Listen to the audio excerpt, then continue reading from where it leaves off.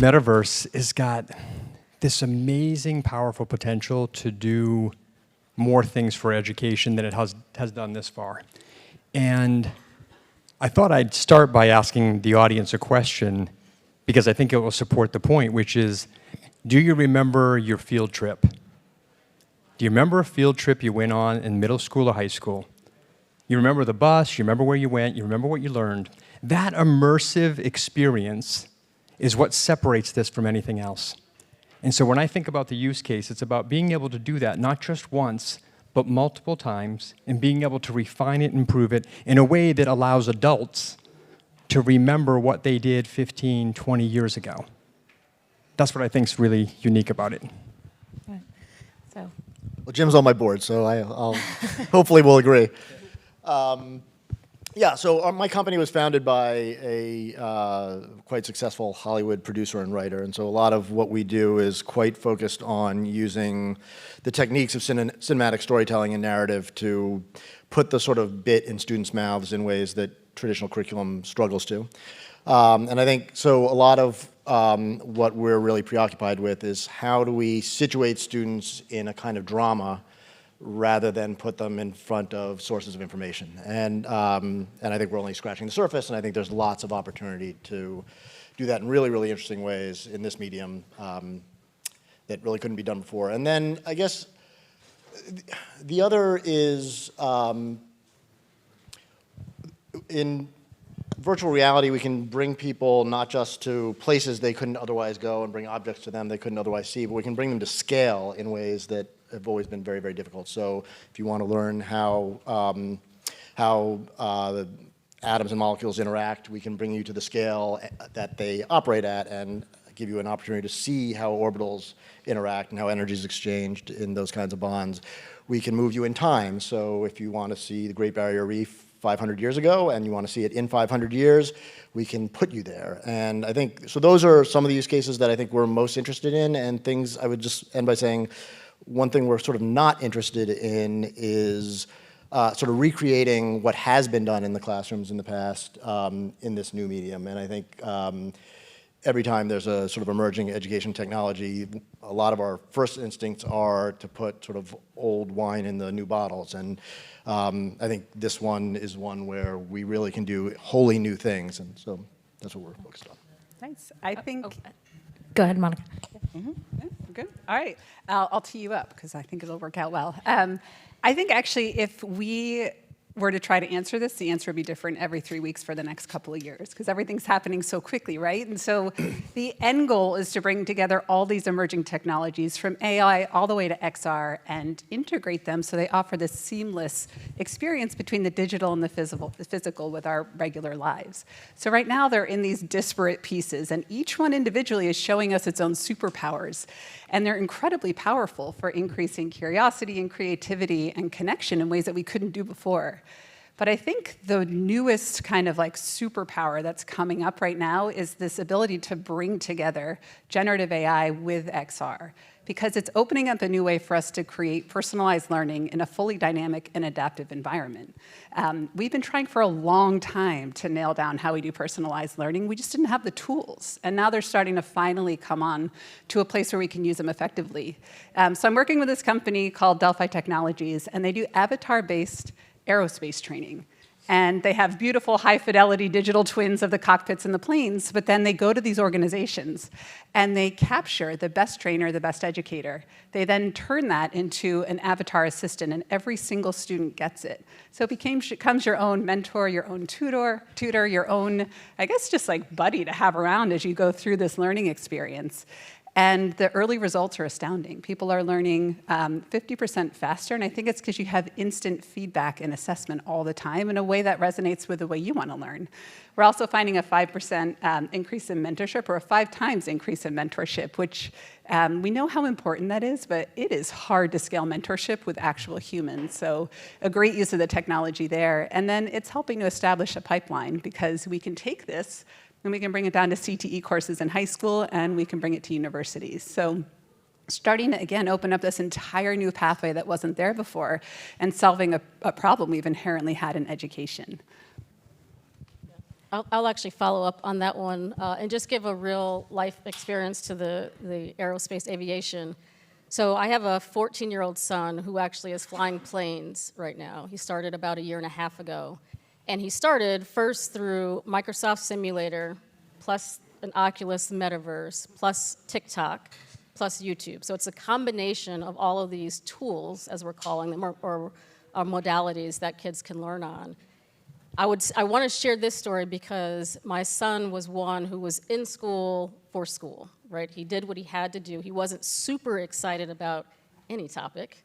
But once we got him the simulator, he started flying at home and actually going into different cities, going on YouTube to learn about those cities, following a woman on TikTok, his teacher, almost Captain Morgan, and then came to us and said, I actually think I want to fly planes. So we got him lessons, and he's now flying planes. So he took that and applied what he was learning to flying planes. And I think the big part of this is career discovery and motivation for students, and being able to, particularly students who may not get that in a traditional classroom, but can augment their learning with these tools and technology. So that is where I am super excited about the potential of the metaverse and supporting tools.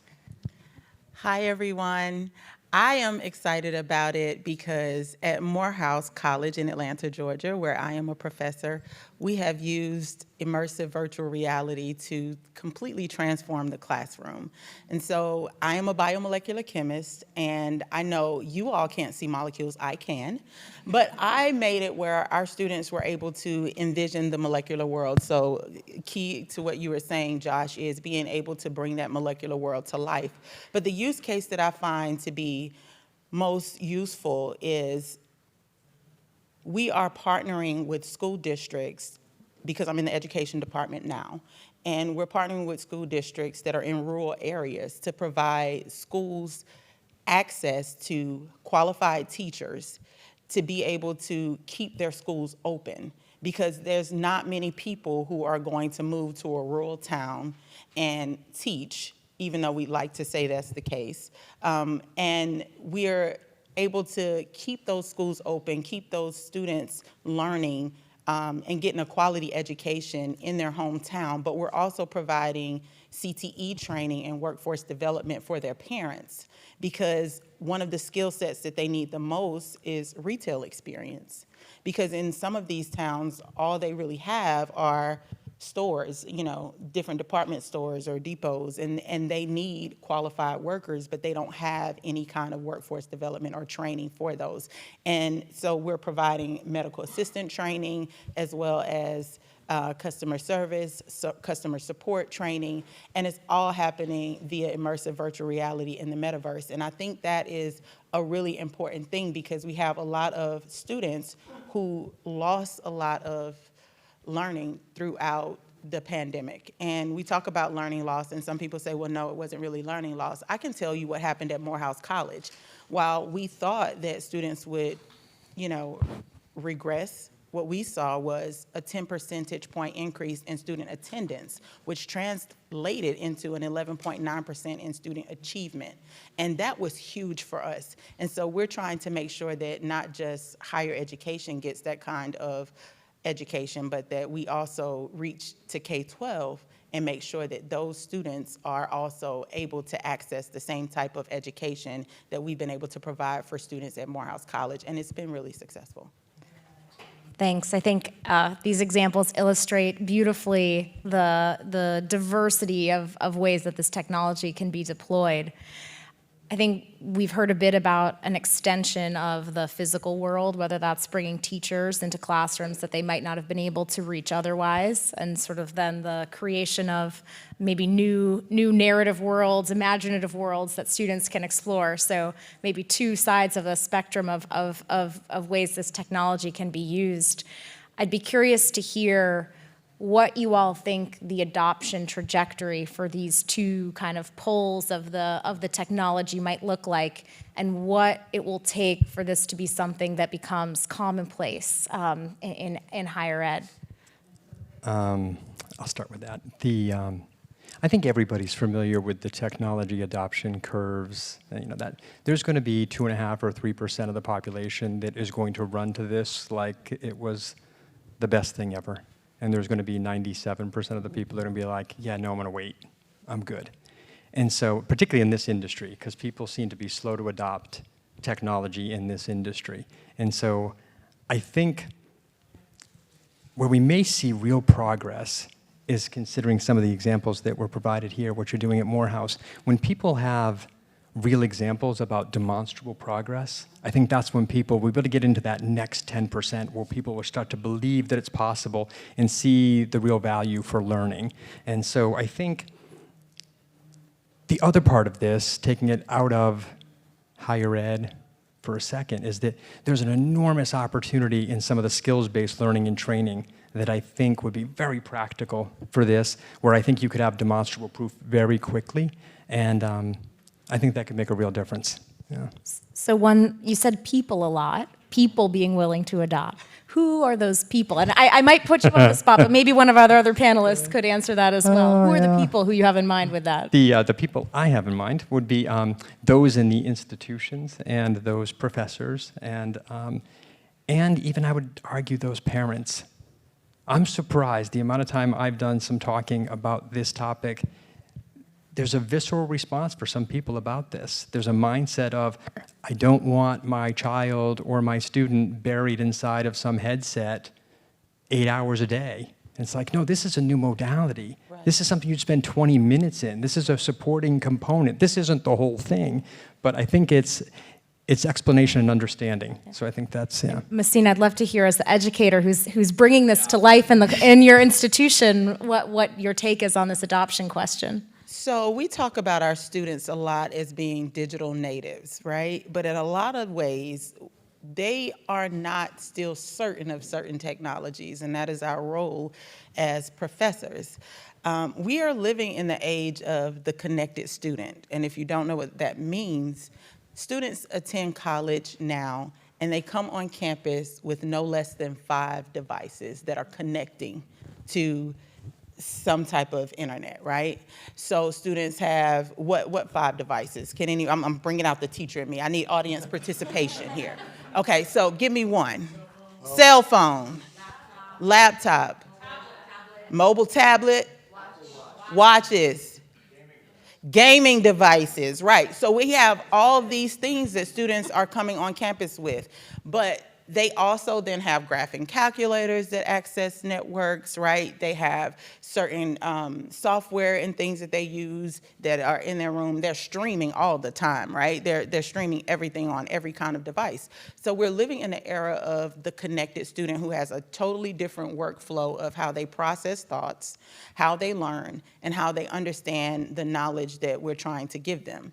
And so it's up to us to make sure that we're giving them concrete use cases and discerning all of this information that is being thrown at them. So at Morehouse, we have made virtual reality the classroom. That does not mean that our students are walking around with their headsets on all day long. No, that means that even though we're a residential program and students bring their headsets to class, we're able to expose them to different experiences while in that class. So we can begin a class through talking about a discussion of any place in the world and then take them there, right? So I don't have to charter a bus. I don't have to, think of, okay, how am I going to bring this to life? Especially with history, too. It's so rich. We actually have an experience where students are able to go through the journey through civil rights, and they can start at the La Amistad slave ship and going through the transatlantic slave trade and really experience what life was like during those time periods. They go through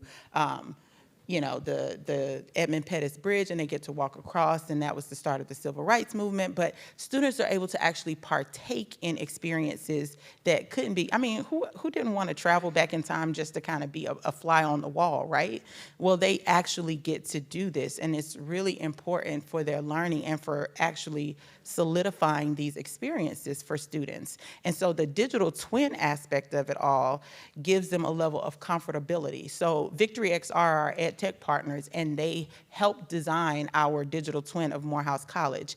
And while we're using this emerging technology, and it could be a little bit jarring for students who are considered to be digital natives even, giving them that sense of familiarity allows them an opportunity to not have to really think about what's happening, with all the joystick and moving around, but to be in a place that they're more familiar with and be in the presence of their instructor in a place that is where they want to be, right? Where they most feel comfortable. So they then learn easier. So we've started to see great outcomes from our students just being in immersive virtual reality, where they want to take on some of the more complex challenges of the world because they are in this setting.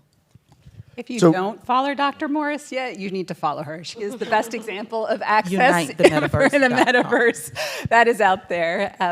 And I absolutely love your example of, like, I don't know anyone who wants to be in a headset for more than 20 minutes yet. It's really not that comfortable, right? What you get in there is incredible, but we're still, like, when we, back to thinking about what is the trajectory, it's very much pilot phase everywhere. We're going with singular classrooms with powerhouse professors who are willing to go through a little bit of the, the red tape to get there. And we're sort of helping transport people into a place where, like you said, a professor can say, you know what, let's just go there and explore. And you put the headset on and you do get to transport yourself, which is a much more powerful way to learn. But we're kind of going between, like, this current hybrid scenario where it's part in-person online.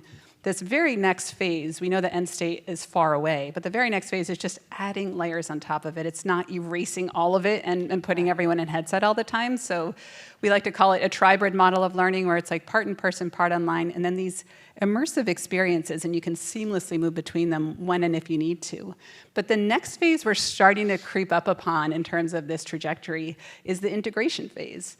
And I'm sure you've struggled with some of this as well. Like, how do you actually do this beyond the pilot phase, where you can control 20 to 30 headsets, but when you start to implement for an entire university, then you need some of those solutions that bridge together where we are right now to where we're going. So anything from enterprise, cloud-based solutions, content repositories, connectivity, all of those things become really important. But the huge question I still have for anyone up here is, do we try to connect these to current operational systems? Do we try to embed them into LMSs and to current curriculum that we're using?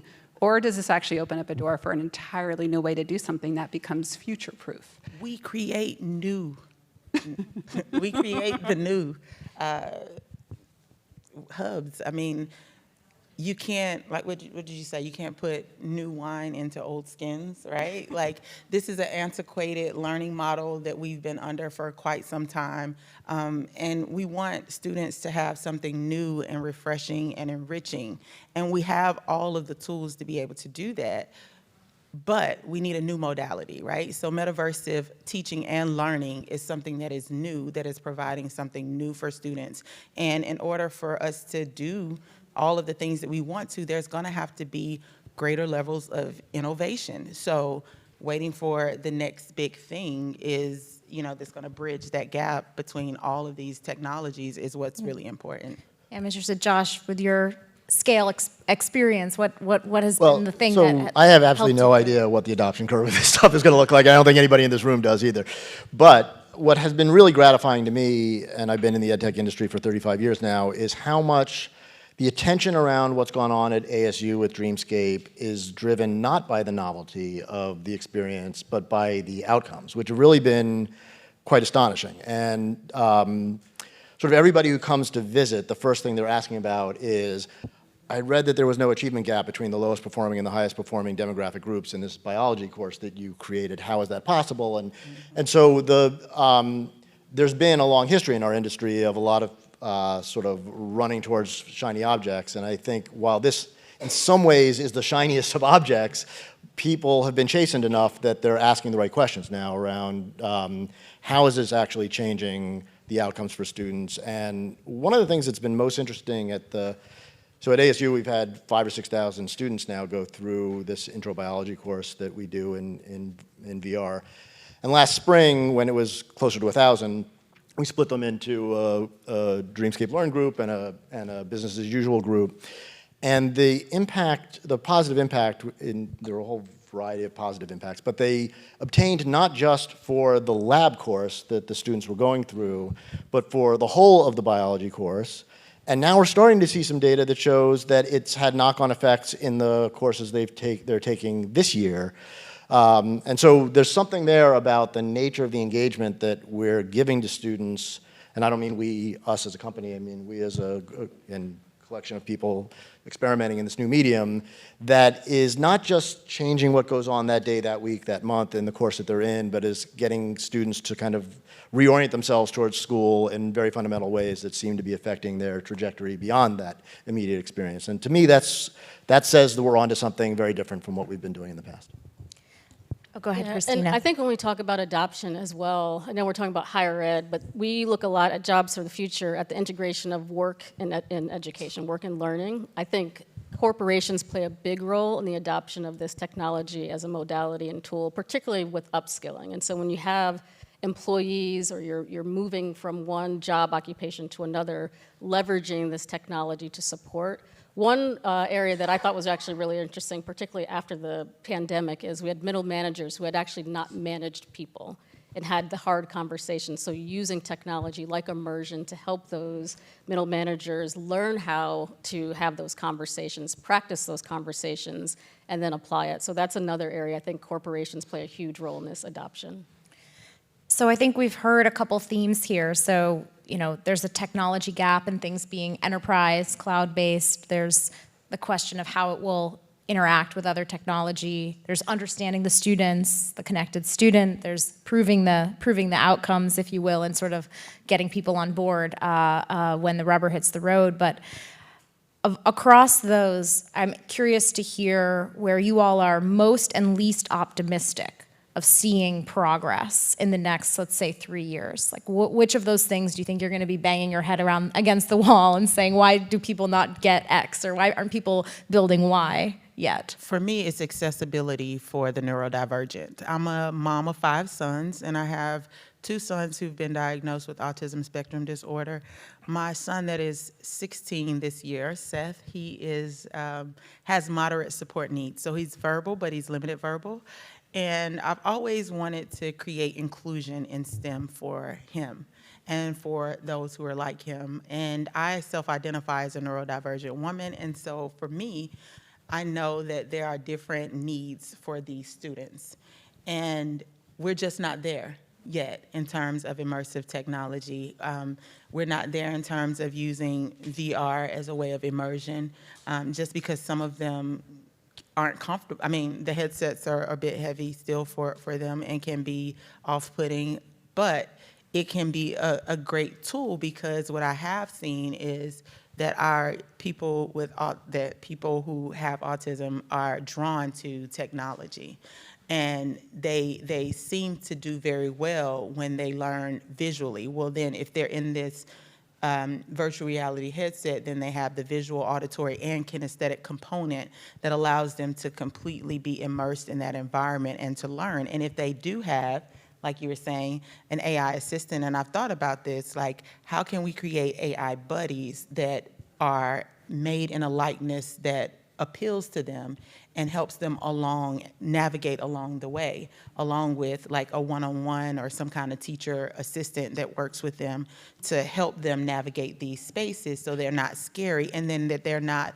having these delusions that this is real and then it's not. So then how do you tell the difference? So there's a lot more work that needs to be done in terms of accessibility for not just the neurodivergent and those who have different learning challenges, but also for our people who are blind, deaf, people who are, have hearing loss. So trying to make sure that this world is conducive for those who have not just neurocognitive disabilities, but also physical disabilities as well, and that we're being very compassionate in the way that we understand these challenges and how to provide an experience that is a personalized learning experience for them as well. If I could add to that, actually, I had a really interesting conversation over the weekend with someone at a conference where, just to your point, like if we can figure out what does that adaptive learning situation look like, the way we wear Apple Watches and we can track how many steps we take and our heart rate, anything that's on your head can get EEG data, and we can actually track brain activity. And so we're able to use it to understand when you might lose focus, but it can track it before you're even aware that you've lost focus and you're no longer being productive. When you might be on the brink of an anxiety attack, when you're feeling depressed. And these are all things that the technology can actually pick up faster than we're aware of it.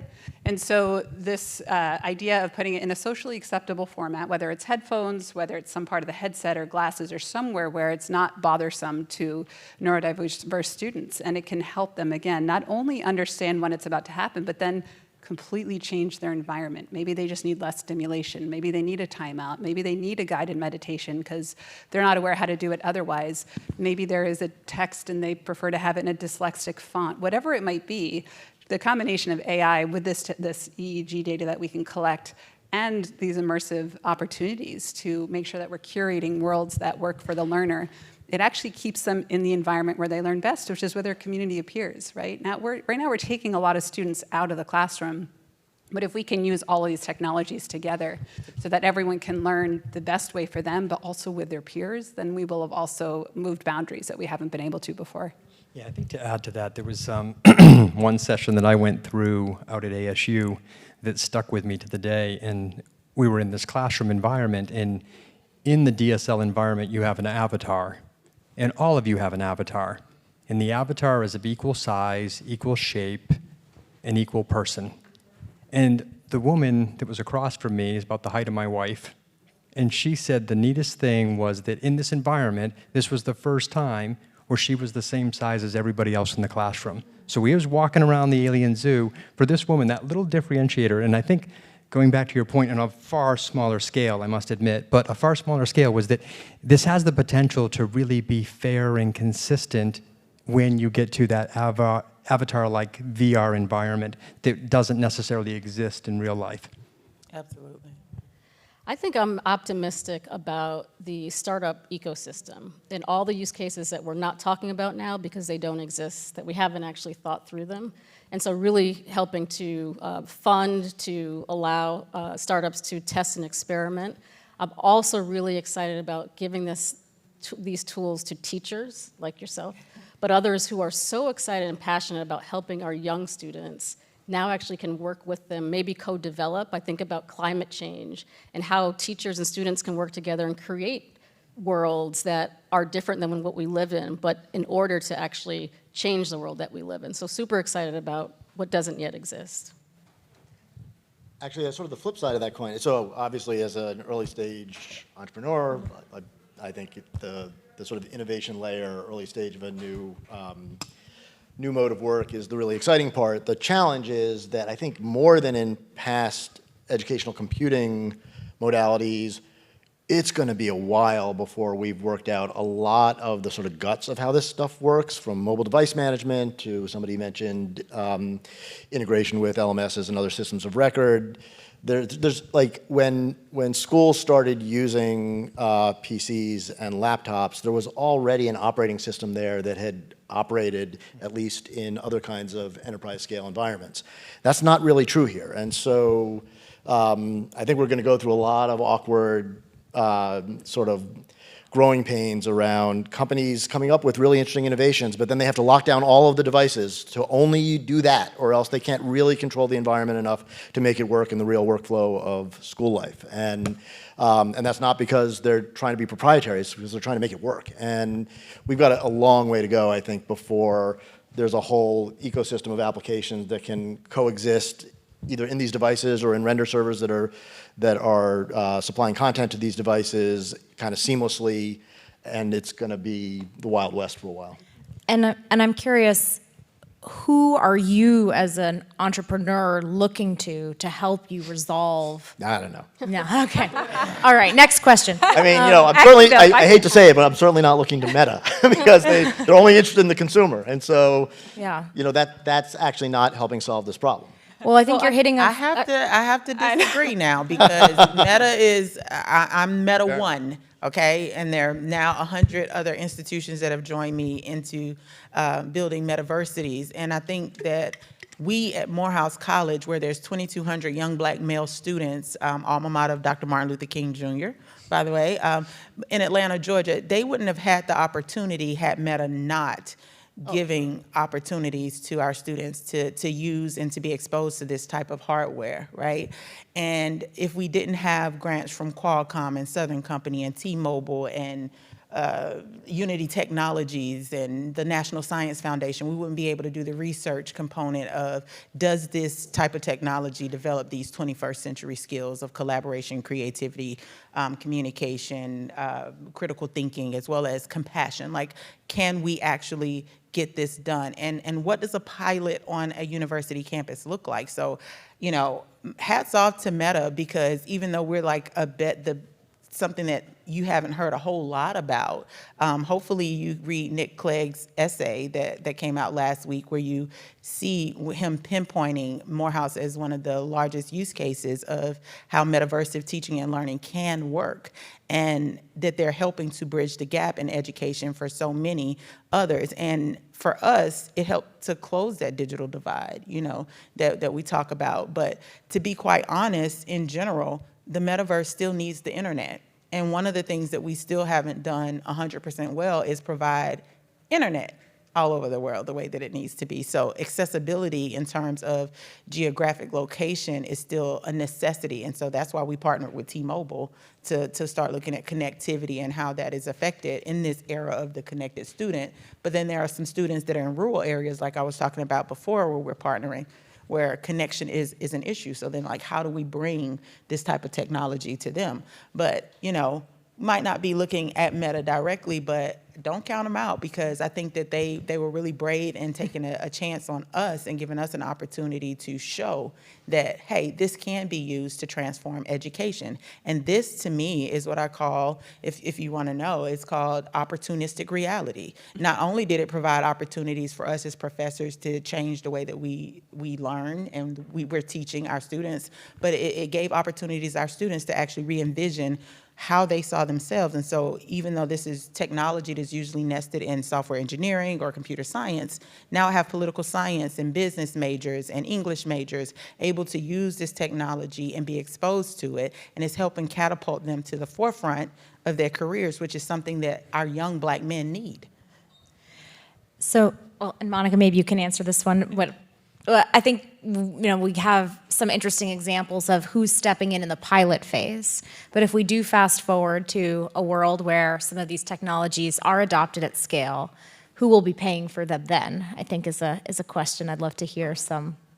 I mean, we hope that no one company or no few companies are driving any of this, right? It has to be a collaborative effort. But to everyone in this audience, it's a very university-focused audience.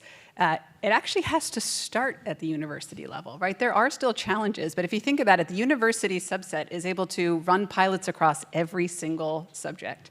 That's very unique, and we need to understand how it integrates across all of the different, you know, modalities that we can have. But they also have an opportunity to work with brilliant students. And this is their future. They want to solve these problems too. And so let them get in on it right before they kind of enter into this job market and help solve some of these problems. Universities, we're seeing being opportunistic and partnering with external companies that they can collaborate, build amazing things together. MIT Media Lab is an incredible example of this, right? And so if we start to figure out all the ways in which universities right now in this moment become that central hub, and they start to embrace all this, one, it's going to push them back to the forefront of what I think everyone really cared about for education. For a long time, universities were the place you went and to get the latest and greatest technology. That kind of fell away. This offers new opportunities for funding, new opportunities for collaboration, and to kind of be in that cutting edge of innovation again. If we nail it in universities, it becomes part of everyone's toolkit, and they use it for the future of work, future of learning, future of connection and games and communication, and then it automatically starts going down to K-12 as well. So, Jim, I'm curious, on your side, you know, traditionally courseware is something students pay for. Do you think the metaverse changes that? Do you think if we are in Monica's world where universities are investing in the forefront of this technology, it shifts some of that spend out of students' pockets into the institution? Yeah, that's an easy question. You know, from a Cengage group perspective, we've spent 5.5, 6 years focused on affordability because we believe that a $200 textbook is an awful idea, even though we make textbooks. So I think there's a path to it about who picks up the price for this, and I don't know if it's embedded in lab fees or so on, but I think that just to put it in context, because I don't know that people have been around this long enough to know, is that in 2016, 2017, at my prior company, we used to build virtual environments like this, and we would spend about $10 million to build a room now that costs about $750,000. And the headsets we were using then cost about $17,000. And we did this for Boeing and Mercedes-Benz, and it was in the tech industry for 3D simulation for people to build planes, trains, and automobiles so that we could simulate something before they actually built it. So when you think about that enormous price drop that has actually happened over this time frame, is that it's my belief it'll continue. And so for me, I'd like for it to continue to the point where this becomes basically an affordable lab fee. I think everybody should be included in this. There should be no one left out, and I'm hoping that we're counting on technology to make that possible. Yeah. Thanks. So we are getting close to the finish line of our time together. So would love to hear from each of our panelists. We'll go down the line. I think one thing we'd maybe like to leave our audience with is, who in this space do you think they should be watching? Outside of your own esteemed organizations, who should this audience be keeping an eye on? Who's going to be really making change and moving the metaverse forward in education? We don't have to go in order. Okay. Yeah. Victory XR. Victory XR started with Morehouse College as the singular Metaversity, and now has just recently signed their 100th Metaversity around the country, and we are moving full steam ahead. I provide some professional development for that company and for some of the universities, just because I need more people in this space to come and help, because collaboration is key. So definitely Victory XR. And you can find me at unitethemetaverse.com. Yeah, for me, we have an entrepreneur in residence program. We have an entrepreneur who's in residence right now, Taylor Sheed, who runs Stimuli. She's out of Dallas, Texas, and really working, to the point of who's going to pay for this. Public-private partnership between the school systems, the policy teams, corporations, other startups. And so she's doing a lot of great work working with P-Tech and integrating that curriculum in. And so I would love to see more public-private partnerships and Stimuli. If you meet, I think Taylor Sheed is here at the conference today, so you should definitely connect with her, Stimuli. I think Victory's doing great work, and agree with you. I think the Cengage guys are doing really interesting stuff that goes to the cost of production, actually. I think those efforts to create a platform where new applications can be built faster, simpler, cheaper, so that the cost of production don't look like my company's, is important, and yeah. The obvious ones, obviously I'm a huge fan of DSL, but I think the obvious ones that are making the headsets and making the equipment and allowing the bandwidth. So it's kind of a casting a wide net. I would pick on the one to watch, probably Unity, if I was to pick. I think Unity and developers, there's a core beneath all of this that's shared, and I think they're at the forefront of that. Speaking of Unity, I need to do a plug right now. So Unity and JFF are actually partnering. Unity just released their workforce grant, and so if you want to apply to test pilot, $200K on that, but please look it up. So thank you for bringing them up. I'm going to piggyback on what Kristina said earlier. I think this moment belongs to the startups. I think there's so much innovation happening so quickly that it is that combination of who can move in a very agile fashion, solve problems, and then start to come together and make all the sparks fly. For me, it's anyone in the industry. We have such a huge content problem that if AI can help us just dictate what we want, we're like, I want to be on a beach in Fiji with a cat and a guitar, and like it just does it, right? Or I can tell you're not really learning this way. I'm going to adapt this entire scene so that it is an environment you can learn in. We should be able to not have to spend $3 million in 18 months to make one experience that you go through once and you don't go back because it's the same thing over and over again, right? So I think once we can solve the content problem through this combination of AI and tools, like if we need the better tools to finally move us forward. So that's where I'm keeping my eye out right now. definitely need more subject matter experts. So if you're in education, get into the game. Don't just sit on the sidelines. We need you. And one of the things that Zuckerberg did say was that the metaverse would be built by all of us. And to be honest, so many people have sat on the sidelines and just kind of watched and trying to wait and see. And my thing is, don't just wait. Don't just step back. Don't just say, oh, I'll see what they do. Do something. Be about that action. So, Let's make it equitable for all. yeah. Well, I think that's a great note to end on. So thank you so much to our panelists, and thank you all for joining us today.